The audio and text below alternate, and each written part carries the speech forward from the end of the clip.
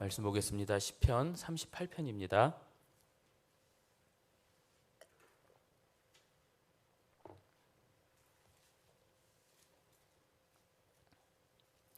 시편 38편 1절부터 22절 다 읽어보겠습니다. 한 목소리로 같이 읽겠습니다. 여호와여, 주의 노하심으로 나를 책망하지 마시고 주의 분노하심으로 나를 징계하지 마소서. 주의 화살이 나를 찌르고 주의 손이 나를 심히 누르시나이다.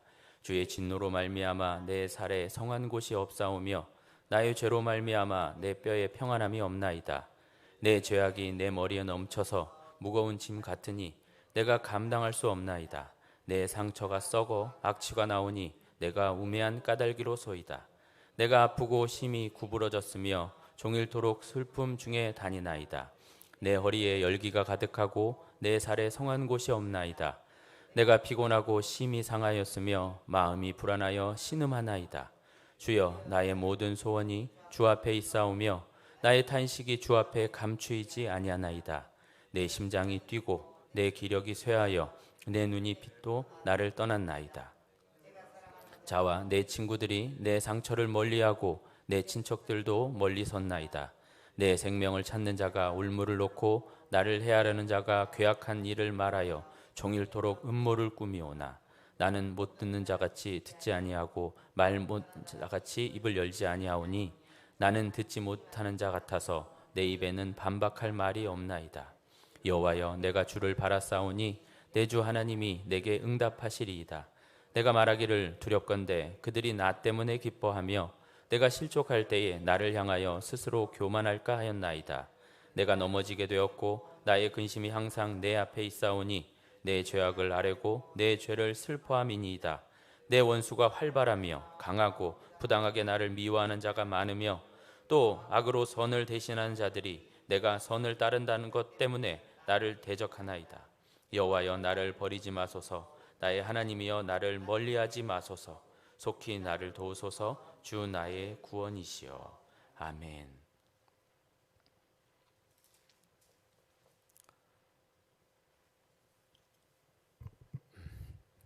오늘 시편은 크게 1절에서부터 9절까지를 이렇게 하나로 놓고 또 10절부터 22절 이렇게 하나로 놓고 크게 두 부분으로 나누어 살펴볼 수가 있습니다.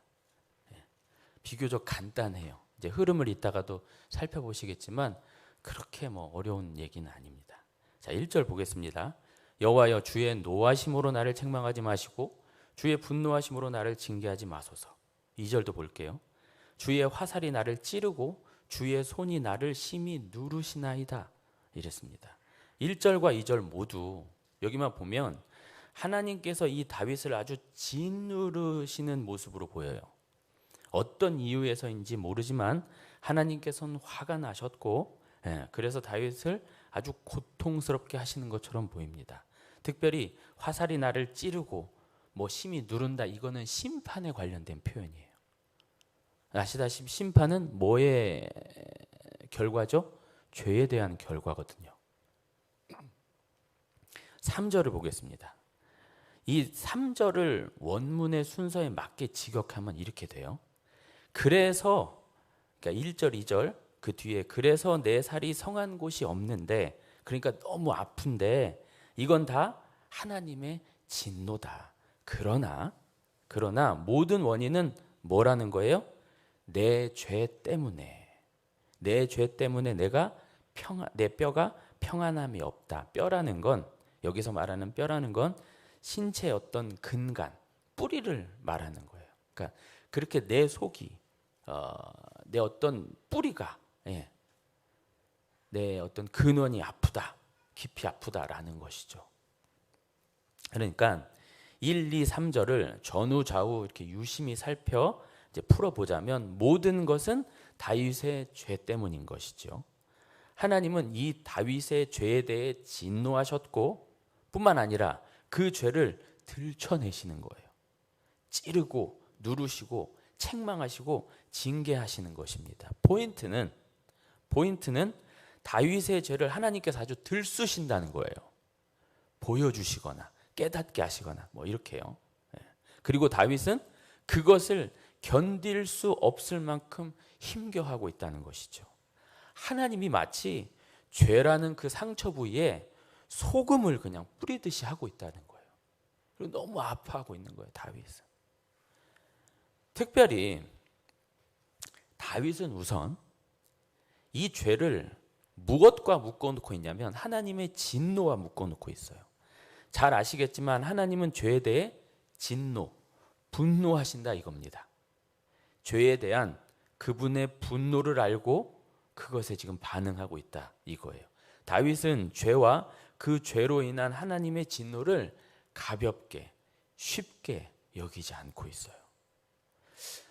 여러분, 작금의 문제 중 절대 간과할 수 없는 문제, 아니 커다란 문제, 그건 우리 그 믿는 자들의 문제, 그게 뭐겠습니까? 이렇게 하나님께서 죄를 미워하시고 그 죄에 대해 분노하시다는 이런 생각이 없다는 거죠.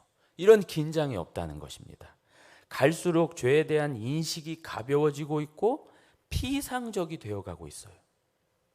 죄로 말미암는 하나님의 진노, 하나님의 분노, 거기까지 다다르지도 않아요. 다윗처럼 이렇게 무서워하거나 두려워하거나 하나님의 진노로까지 이어가지 못하고 있다라는 것이죠.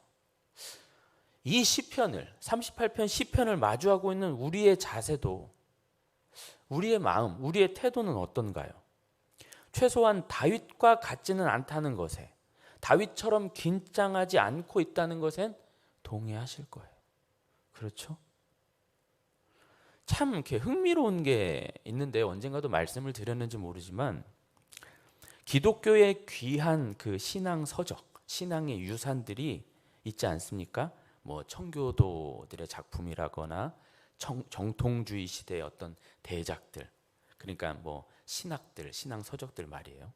그런데 그런 것들이 결과적으로 언제 많이 만들어졌냐면요, 기독교가 한참 부흥하고 있을 때, 소위 새를 더 키워나가고 있고 넓혀나가고 있을 때, 그런 때 그런 신학적인 유산들이 많이 쏟아져 나왔다는 거예요.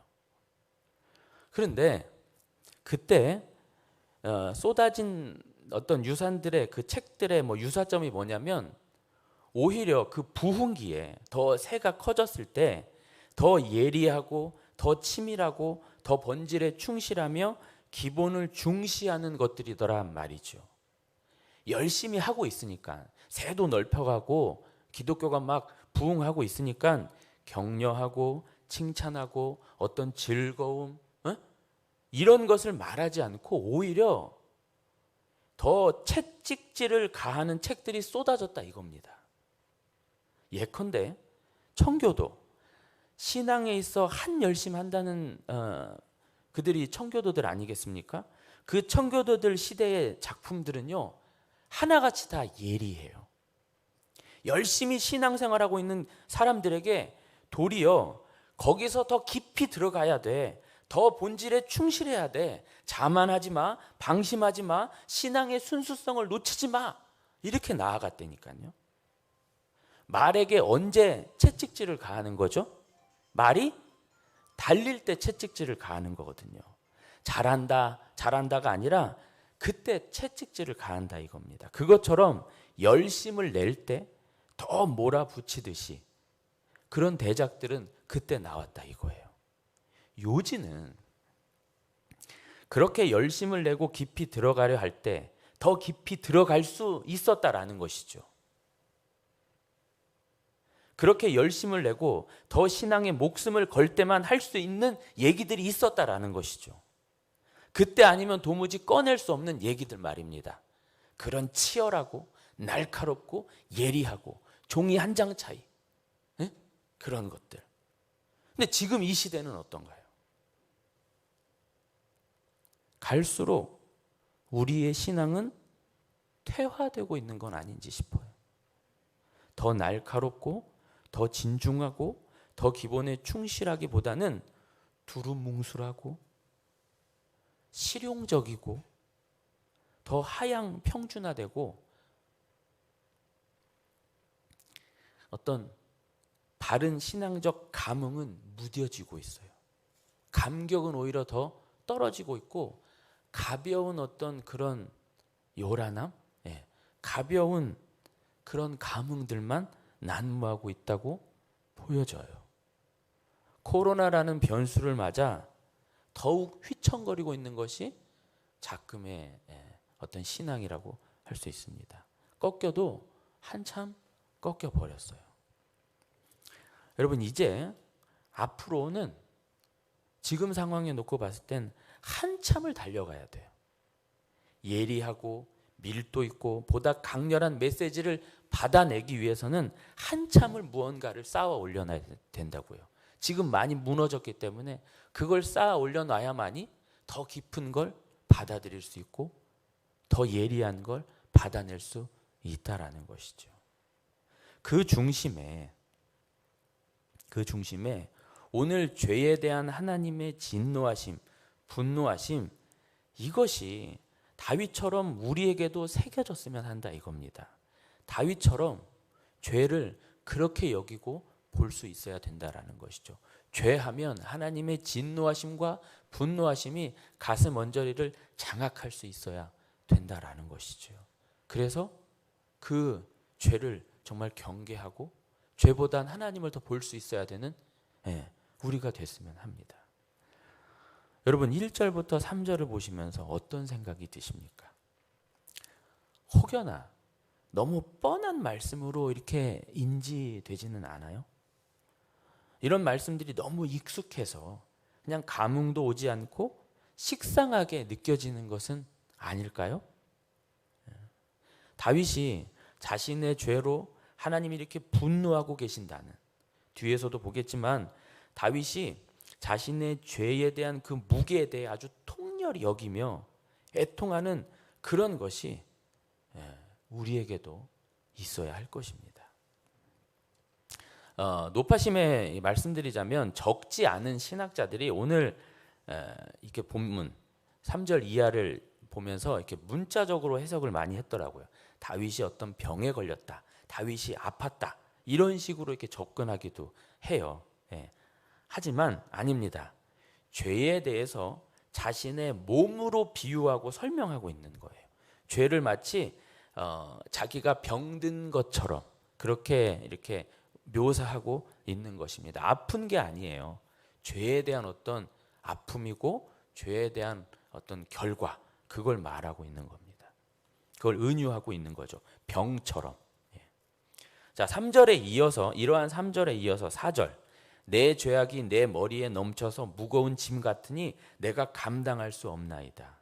비유적인 표현인데요, 자신의 죄가 자신보다 무겁다는 말이에요. 즉 물에 자신의 죄를 넣으면 무거워가지고 물이 넘치는 것 같은 그런 그림이 그려지시죠? 컵에 뭔가 무거운 걸 넣으면 물이 넘치듯이 자신의 죄가 그렇게 넘쳐나고 있다, 무겁다라는 것이죠.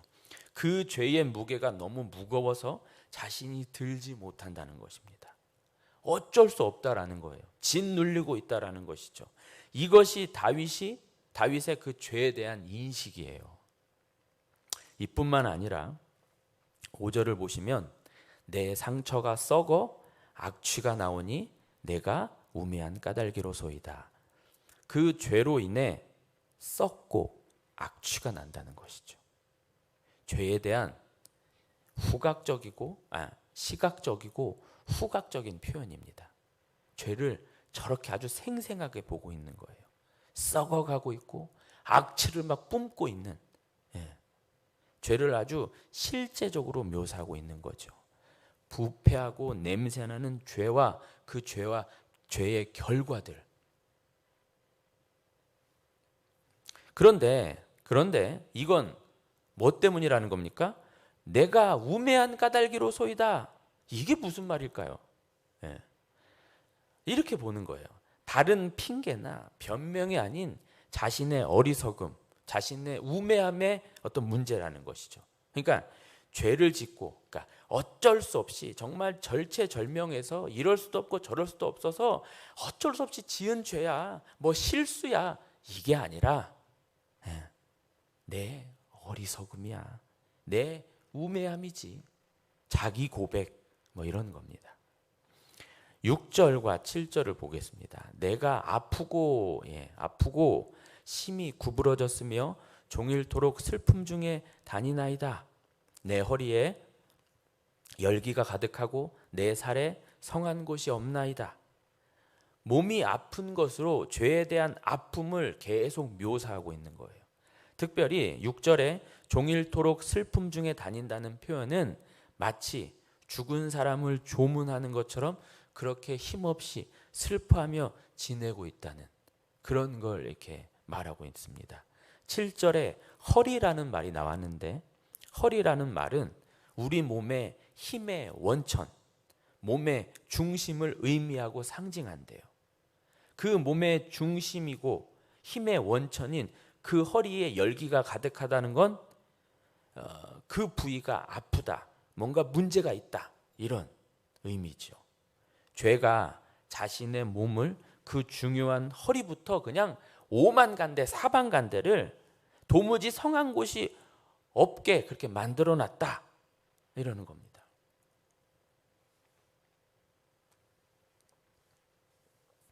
도무지 성한 곳이 하나도 없을 만큼 영향을 미쳤다.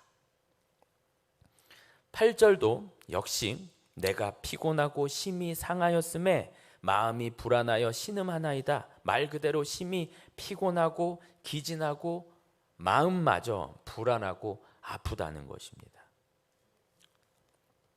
그 본 8절에 그 피곤하고 심히 상한다는 말, 이 표현이요, 원어상 이 표현이 구약 어디에도 그 몸의 육체적인 질병으로 이렇게 사용된 적은 없어요.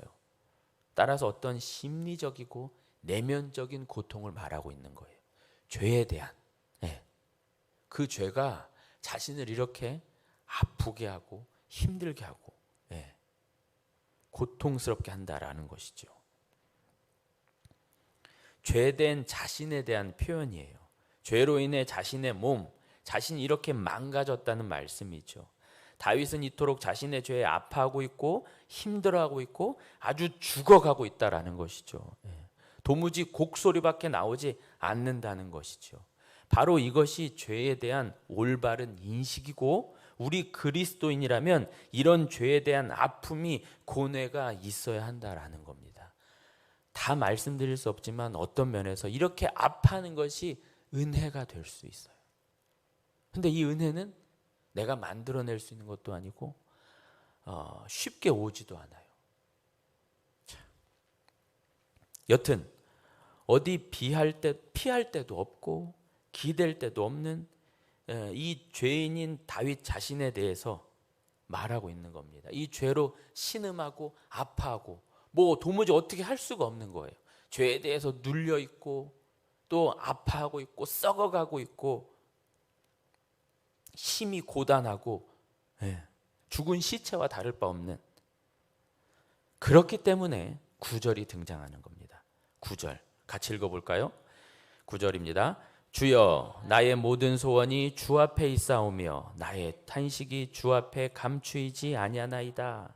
자신의 모든 소원이 소망이 오직 주께 있음을 고백하는 겁니다. 왜냐하면 자신을 지금 괴롭히고 있는 이 질병과 같은 죄, 그 죄를 해결하실 분은 여호와 하나님밖에 없기 때문이죠. 이러한 탄식, 이 탄식을 하나님 앞에 감출 수 없다. 아니, 하나님께만 할 수 있다라는 겁니다. 하지만 10절입니다. 하지만 내 심장이 뛰고, 여기서 내 심장이 뛴다는 건 그냥 이렇게 두근두근 거린다는 게 아니라 잘못 뛰고 있다라는 거죠. 거칠게 뛰고 있다라는 거예요.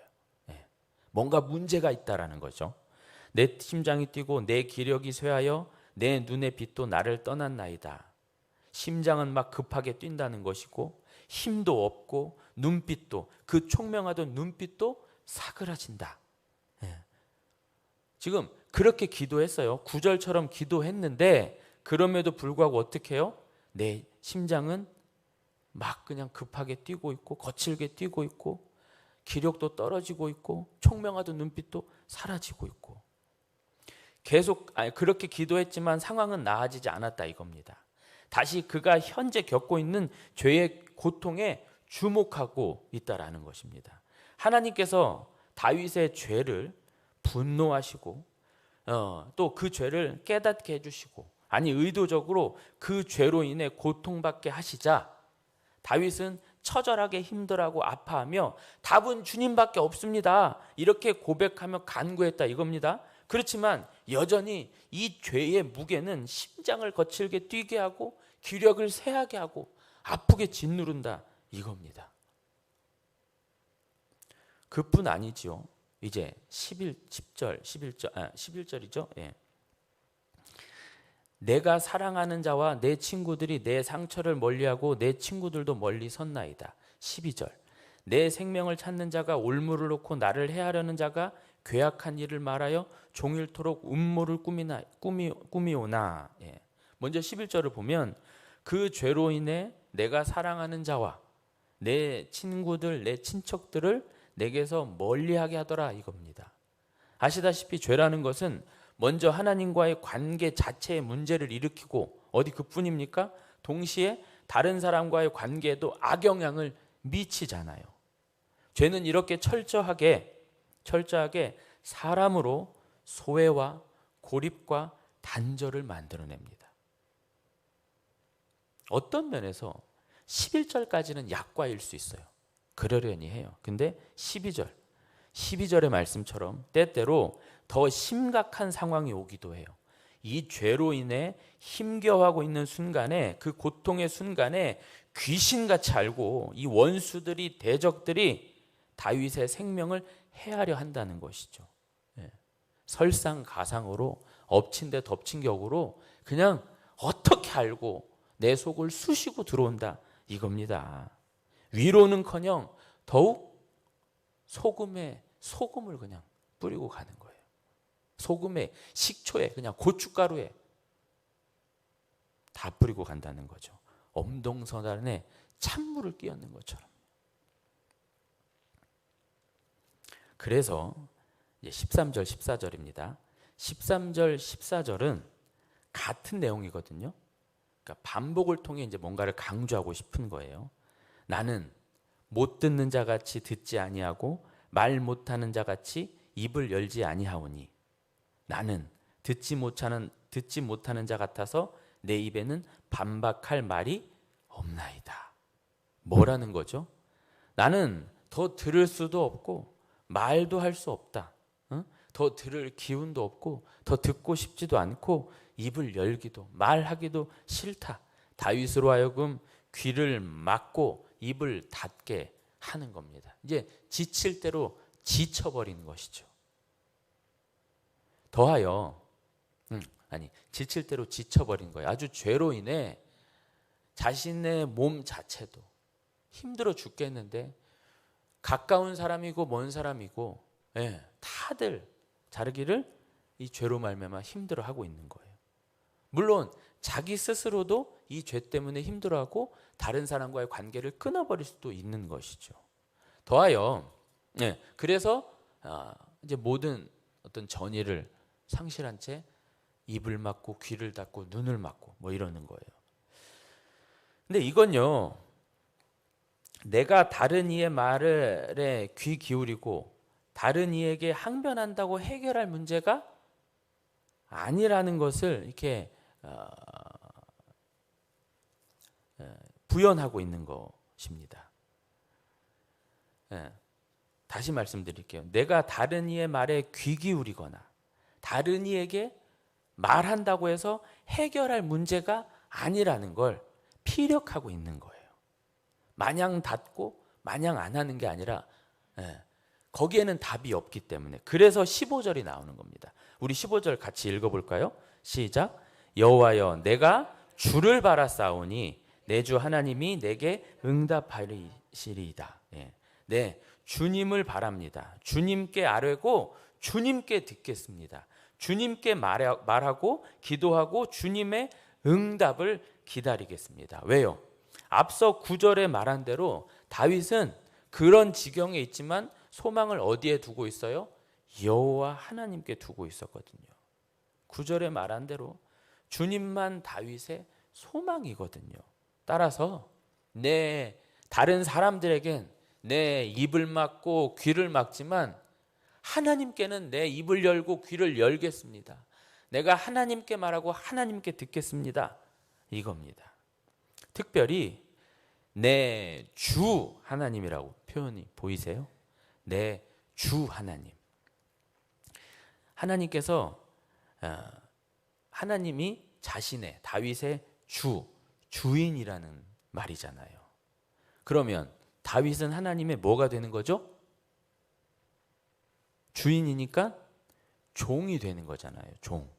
주인과 종의 관계. 주인과 종의 관계가 어떤 관계라고 했죠? 그 관계는 우선하여 종은 주인께 순종하고 주인을 위해 살아야 하는 존재이기도 하지만 그보다 조금 더 앞서는 게 뭐냐면요. 주인이 종을 책임진다라는 거예요. 종은 주인의 것, 주인의 소유, 주인이 책임지는 자라는 것이죠. 종이 먼저 주인께 순종하거나 주인을 위해 살아야 하거나 그것보다 앞서는 건 그 종을 있게 하는 주인이 그 종을 너는 내 거야 소유하고 지키신다라는 겁니다. 바로 그러한 의미를 담아 그 주인이신 하나님을 더욱 의지하고 나아가겠습니다. 이것이 이 말이 이런 의미의 표현이 여호와여 내가 주를 바라싸우니 내 주 하나님이 내게 응답하시리이다. 이런 겁니다. 16절 내가 말하기를 두렵건대 그들이 나 때문에 기뻐하며 내가 실족할 때에 나를 향하여 스스로 교만할까 하였나이다. 15절에 앞선 15절 여호와여 내가 주를 바라싸우니 내 주 하나님이 내게 응답하시리이다. 이 15절이잖아요. 이게 이 15절의 기도를 하면서 16절에는 뭐라고 그러냐면 하나님 저들이 앞선 그들이 내가 실족할 때에 내가 죄로 인해 아파하거나 힘들어할 때에 넘어져 있을 때에 그들이 나를 향해 더 교만해지지 않기를 바래요. 응? 나를 향해 거만해지지 않기를 더 공격하거나 더 득이양양하지 않기를 쉽게 말해서 쟤들이 나를 더 이상 무시하지 않게 좀 해주세요. 뭐 이런 식의 간구예요. 자신의 죄로 자신이 징벌을 받는 것은 너무 당연하지만 그로 인해 다른 이들이 자신을 무시하고 자신에게 해코지 하고 자신을 좀 그만 괴롭혔으면 좋겠다. 그런 얘기죠. 그런데 어떻게 해주세요? 하나님이? 안 그러게 해주세요. 안 그러게 해주세요. 17절에 어떻게 되었죠? 내가 넘어지게 되었고 나의 근심이 항상 내 앞에 있사오니 그렇게 기도했건만 내가 실족하게 되었다라는 것이죠. 넘어졌다라는 것이죠. 넘어지지 않게 실족하지 않게 해주세요. 그런데 넘어지게 되었고 바라던 대로 구하던 대로 되지 않고 근심만 쌓이게 되었다 이런 말입니다. 그런데 여기서 중요한 게 뭐냐면 바로 18절이 중요해요. 18절 우리 18절 같이 읽어보겠습니다. 시작. 내 죄악을 아뢰고 내 죄를 슬퍼함이니이다. 기도는 안 들어주시고 내가 우려했던 일들은 일어나고 그래서 실족하며 넘어지면서 근심이 쌓여간다. 이랬는데 그 뒤에 무슨 말이 나와요? 내 죄악을 아뢰고 내 죄를 슬퍼하게 되었습니다. 내 죄악을 고백하고 그 죄를 슬퍼하게 되었다. 이런 고백이에요. 이야 죄가 이런 것이구나. 나의 죄가 또 나의 죄와 방불한 이 세상이 이 죄로 가득한 세상이 참 슬프구나. 하나님 진짜 죄송합니다. 죄가 이렇게 무서운 것이군요. 죄가 나를 이렇게 비참하게 만들고 하나님과 나 사이를 이렇게 멀어지게 하고 이렇게 아프고 힘들고 어렵게 만들었군요. 이런 고백과 이런 귀한 깨달음을 얻었다라는 것이죠. 내 죄악을 아뢰고 내 죄를 슬퍼함이니이다. 그 전에도 죄를 고백했어요. 근데 그 전에 죄를 고백하지 않은 것처럼 내 죄악을 아뢰고 내 죄악을 고백하고 내 죄에 대해서 슬퍼하게 되었습니다. 이렇게요. 새삼 19절 20절입니다. 내 원수가 활발하며 강하고 부당하게 나를 미워하는 자가 많으며 또 악으로 선을 대신하는 자들이 내가 선을 따른다는 것 때문에 나를 대적하나이다. 내 원수들은, 다윗의 원수들은 더욱 활발히 날뛰고 강하게 또 부당하게 나를 미워하며 공격하며 괴롭힌다 이거예요. 악한 원수막이 그 죄의 권세 뭐 그런 것은 갈수록 기승을 부리고 있잖아요. 조금의 틈만 보이면 더 길이길이 날뛰지 않습니까? 나를 더욱 죄로 몰아가고 힘들게 하고 아프게 하고. 하지만 어쨌다는 거예요? 그럴수록 더욱 악을 악으로 갚아야 되는 거죠? 아니라 이겁니다. 악을 악으로 갚지 않고 선으로 갚으려 하고, 즉 더욱 말씀대로 살려 하고 신자답게 살려 하고 그렇게 몸부림쳤다 이겁니다. 그러나 그때마다 오히려 더욱더 더 대적하더라 이거죠. 공격한다, 만만치 않다 이겁니다. 에? 앞서 16절처럼 그렇게 기도하면서 그렇게 구하면서 나의 대적들이 죄가 기세 부리지 않게 해주세요. 하지만 더욱 말씀대로 살려고 죄를 버리려고 몸부림치지만 그것이 무색하게 더욱 나를 대적하고 나로 힘들게 하고, 오히려 그것 때문에, 무엇 때문에? 말씀대로 사는 것 때문에 더 힘들어졌다 이겁니다. 신자들은 이중고에 겪잖아요. 자신의 죄에 대한 어떤 통렬함, 그런 아픔도 있고 또 외부에서 오는 그런 공격, 말씀대로 살지 못하게 하는 공격, 이미 저지른 죄에 대한 공격, 아픔과 또 말씀대로 살고자 하는 그런 어떤 고통, 아픔, 이런 게 계속 몰아닥친다 이겁니다. 그래서 그렇기에 21절, 22절 뭐라고 하죠? 같이 읽겠습니다. 시작.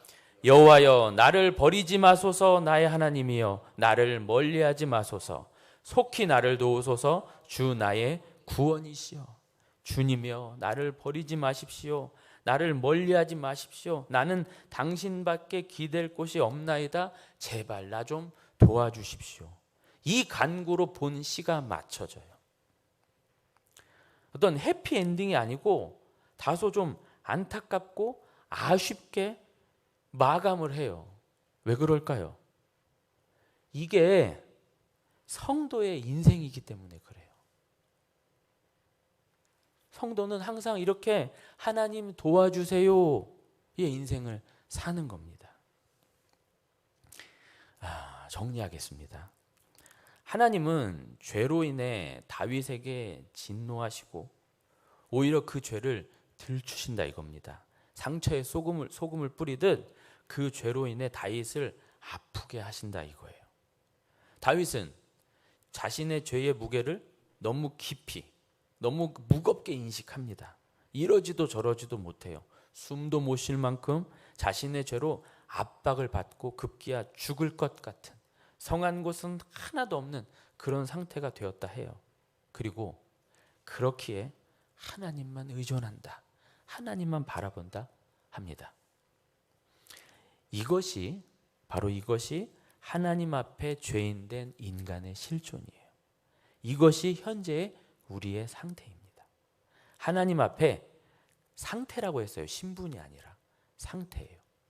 하나님 앞에 가장 근원적이고 우선적인 인간의 상태는 이거예요.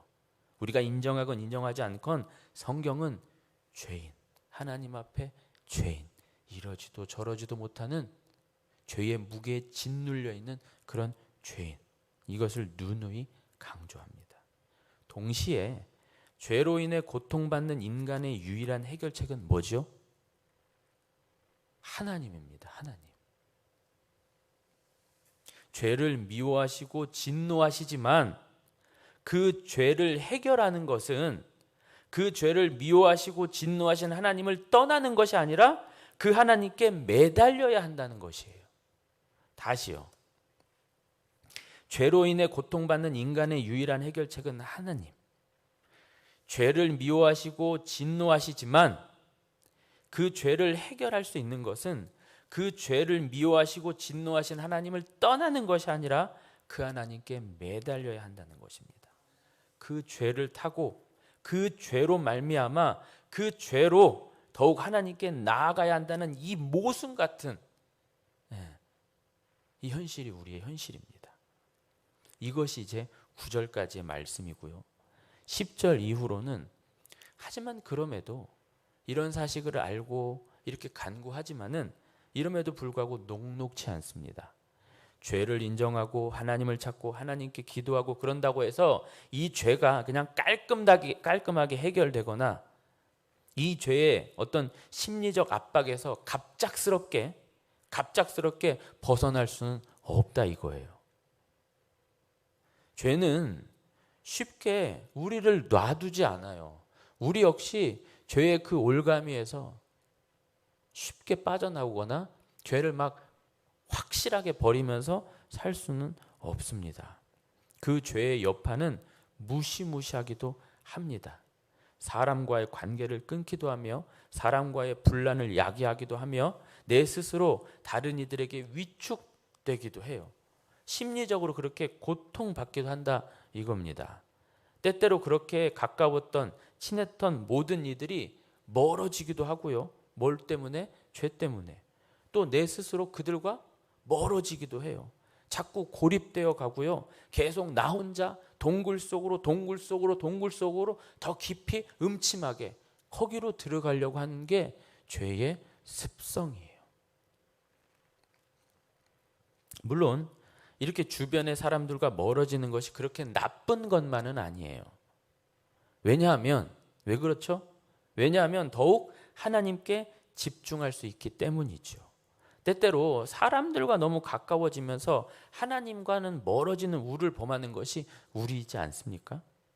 성경 안에도 그런 예는 참 많아요. 하나님을 찾아야 될 때 하나님을 찾지 않고 사람을 찾던가 사람에게 위로와 방법과 어떤 요구를 하는 사람에게 안주해버리는 그런 건 말입니다. 여튼 죄가 사람들과의 관계에서 이런 영향을 미친다는 것에 대해 언급하면서 다윗의 고백은 앞서 말한 대로 입을 닫고 귀를 막고 그저 하나님께 나아간다는 것입니다. 그러면서 그런 기도를 했어요. 제발 이 상황에서 이렇게 죄로 인해 징계를 받고 경책을 받는 이 상황에서 더 이상 내가 무너지고 실족당하고 무시당하지 좀 않게 해주세요. 네, 이렇게 기도해요. 하지만 실족됩니다. 그 기도가 무색하게 실족됩니다. 기도하면서 그렇게 붙들지만 내 기도처럼 되지 않는다 이거예요. 그렇게 열심히 기도해도 그렇게 많이 구해도 조금도 상황이 나아지지 않거나 내 바람대로 되지 않아요. 바로 그때 다윗이 무엇을 깨닫냐면 마치 몰랐던 것처럼 자신의 죄악, 이를테면 숨겨진 죄악, 그전까지는 알지 못했던 죄악, 아니면 다시 새삼스럽게 깨달았던 죄악, 그렇게 자신의 죄에 대해 더 깊이 알았다고 해야 할까요?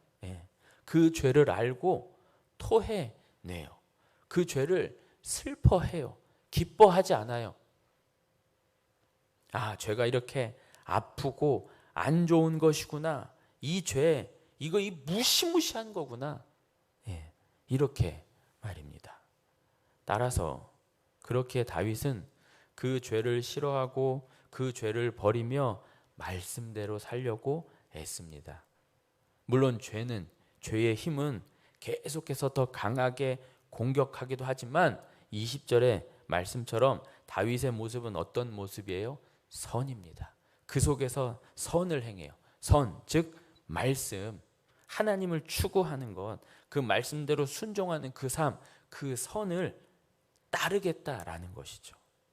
그리고 그런 자신을 제발 놓지 마시고 더욱 이렇게 순종의 삶을 살아낼 수 있도록 나 좀 도와주십시오. 이런 믿음의 간구. 이것이 다윗의 간구예요. 죄가 관영하는 세상에서 그 죄에 굴복하지 않고 더욱 죄가 아닌 악이 아닌 선, 즉 말씀, 즉 하나님의 뜻대로 살겠습니다. 도와주세요. 이러한 믿음의 간구. 예, 믿음의 간구일 수밖에 없어요. 계속 기도하는 대로 사라지지도 못하고 기도하는 대로 되지도 못하지만 다윗이 끝까지 붙드는 건 그럼에도 불구하고 그렇게 살겠습니다 라는 거잖아요. 악이 아닌 선으로 살겠습니다. 내 몸이 엉망진창이 되고 모든 관계가 끊어진다 하여도 나는 죄를 버리고 선 그거 행하겠습니다. 그러니까 나 좀 도와주실래요? 이거는 뭐가 없으면 안 돼요? 믿음이 없으면 구할 수 없는 거예요. 믿음의 간구라는 것이지요. 이렇게